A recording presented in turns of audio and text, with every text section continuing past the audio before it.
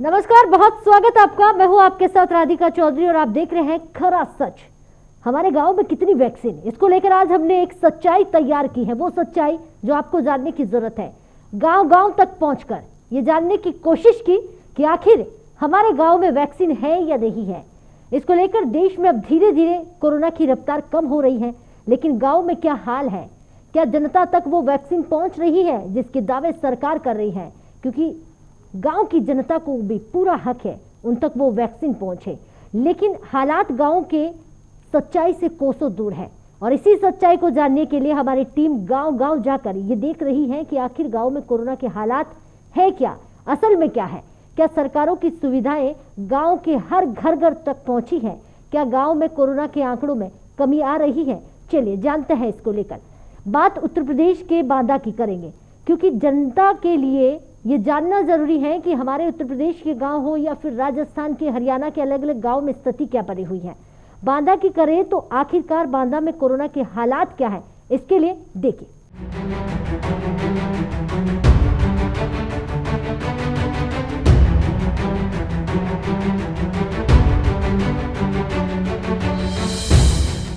अरे एक तो भरते हैं और लोग तो अपने घर पे ही ठीक हुए हैं। तो स्वास्थ्य टीम आई थी गांव में? स्वास्थ्य टीम कोई नहीं आई थी। दवा वितरण हुआ गांव में? कोई दवा वितरण नहीं हुआ। तो ये बताएंगे गांव में कोविड मरीज हैं, ना दवा वितरण हुआ है, ना सैनिटाइज हुआ है आपके गांव में? ना सैनिटाइज तो आज काल से कराए हैं, आज आया था आज लड़का। मतलब आज कराए हैं? हाँ। और कितना दिन से लोग बीमार हैं? बुखार कितने लोग? बीमार तो चुनाव के पहले से है, ये पहले ही से चल रहा है। तो सरकार तो एक तरफ कह रही है कि सारे गांव को सैनिटाइज किया जा रहा है, दवा वितरण किया जा रहा है, क्या कोई कहेंगे? वितरण नहीं, कोई नहीं, जहाँ कहिए तहाँ चले हम कहें। कौन डॉक्टर की कोई टीम यहाँ दिखाई ही नहीं पड़ी, तो दवा कैसे वितरण होगा? देखिए, हमारे गांव के अंदर प्रकोप जो है इस महामारी में था तो सही, कई लोगों को बीमारी रही और बहुत लोग मतलब परेशान रहे उससे। लेकिन यहाँ स्वतः अपने आप लोगों ने अपना दवाइयाँ करके, जो घरेलू दवाइयाँ हैं उसी के उपचार के तहत उन्होंने किया और उससे वो लोग ठीक हुए हैं। तो क्या जागरूकता के तहत जो है ये लोग ठीक हो रहे हैं अपने ऊपर निर्भर होकर। सरकार की तरफ से यहाँ दवाई वितरण होने के लिए मैंने तो नहीं देखा, मतलब मेरे सामने नहीं आई, ऐसा कुछ नहीं हुआ। सैनिटाइज हुआ? सैनिटाइज के लिए कभी कभी एक आधी बार वो आता है, बाकी तो वैसे लगातार तो कुछ ऐसा नहीं हो रहा है। अच्छा, ये स्वास्थ्य टीम आई थी एक गाँव में कि कई बार की नहीं आई है? नहीं, पिछले 25 दिनों से तो मैं हूँ, तब से मैंने तो नहीं देखा है। सरकार की सारी योजनाएं हवाई और सिर्फ खबरों में समाहित होकर के रह जा रही हैं।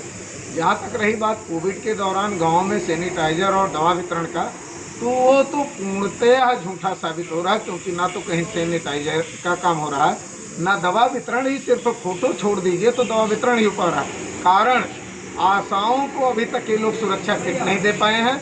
आशाओं के जरिए जो दवा वितरण करना चाह रहे हैं, तमाम आशाओं के पास तो ऐसी दवाएं हैं जो कि 4 दिन बाद एक्सपायर हो जाएंगी। ऐसे में आशा स्वयं इस बात को लेकर के उहापोह में कि वो दवा वितरित करे ना करे, कहीं गांव वालों ने उसे 4 दिन बाद खाया तो उसका कहीं ना कहीं रिएक्शन हो सकता है। तो ग्रामीण अंचल में जो लोग हैं, जो बीमार हैं, बुखार है, उनका कैसे देखभाल हो रहा है, कुछ बताएंगे इसके बारे में? सारे लोग ईश्वर के भरोसे हैं, अपनी पुरानी ग्रामीण चिकित्सा पद्धति के भरोसे चल रहे हैं। लोग अस्पताल आने तक से डर रहे हैं, क्योंकि अस्पताल में इनके पास ना दवाई है और ना ही कोई इनके पास उपाय है। ऐसी स्थिति में लोग अपनी पुरानी पद्धति पर भगवान भरोसे रहने को मजबूर हैं। तो खरा सच में कितनी वैक्सीन गांव तक पहुंची, इसको लेकर अब बात कानपुर की कर लेते हैं, क्योंकि कानपुर के गांव भी कोरोना से अछूते नहीं है। इसको लेकर देहात में कोविड वैक्सीनेशन को लेकर ग्राउंड जीरो पर क्या सच है? आखिर वो सच्चाई जो अकील अहमद जनता तक पहुंचे, गांव में पहुंचे, और वो सुनिए। पूरे देश के साथ साथ कानपुर देहात में भी कोविड वैक्सीनेशन का दौर बड़ी तेजी से जारी है। कानपुर देहात में क्या कुछ है, हम इस समय कानपुर देहात के एक गांव में मौजूद हैं। ये दलेन नगर गांव है। यहाँ के कुछ ग्रामीण हैं, उनको कोविड वैक्सीनेशन को लेकर उनके मन में क्या कुछ चल रहा है, उनकी क्या राय है। चूँकि लगातार इस तरीके की खबरें आ रही हैं कि लोग यहाँ के उतना ज़्यादा जागरूक नहीं हो पा रहे हैं, वैक्सीनेशन के लिए बहुत ज़्यादा आगे नहीं आ रहे हैं। हम खुद ग्राउंड जीरो पे जो है रियलिटी चेक करने के लिए पहुँचे हैं। ग्रामीणों से स्वयं बात करेंगे कि क्या व्यक्तित्व है उनके मन में, ऐसा क्या रीज़न है कि वो वैक्सीनेशन लगाने के लिए आगे नहीं आ रहे, या फिर अभी तक उन्होंने वैक्सीनेशन लगवा लिया है।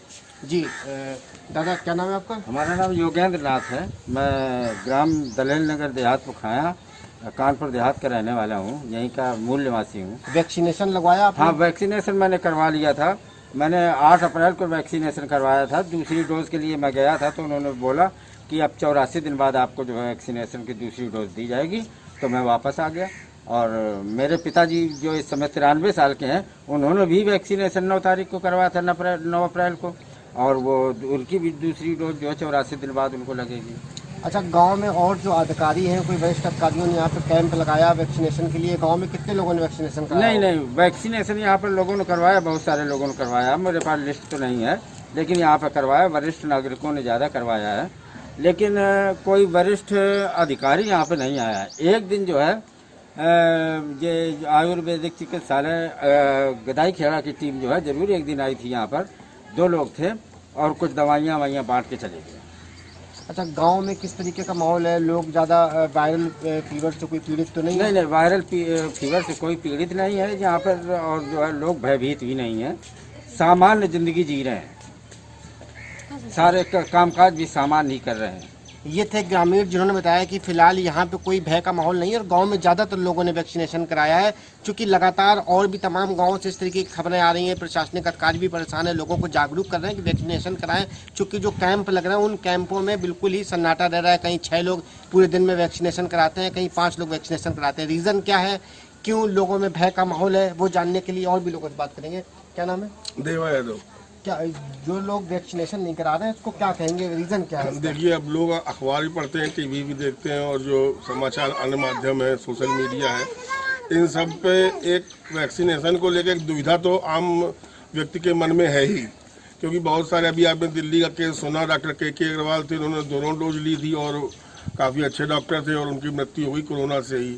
तो वैक्सीन कोरोना संक्रमण से बचाने की गारंटी तो है ही नहीं किसी भी कीमत पे। ये जरूर कहा जा रहा है सरकारी एजेंसियों द्वारा कि जो है इससे आपको कोरोना का खतरा काफ़ी कम हो जाएगा, अगर उसका स्ट्रोक होगा तो काफ़ी माइल्ड होगा और जो है मरेंगे नहीं। लेकिन फिर भी ऐसा भी है कि कई जगहों पर मौतों की शिकायतें आई तो हैं ही, उसमें तो कोई शक नहीं है।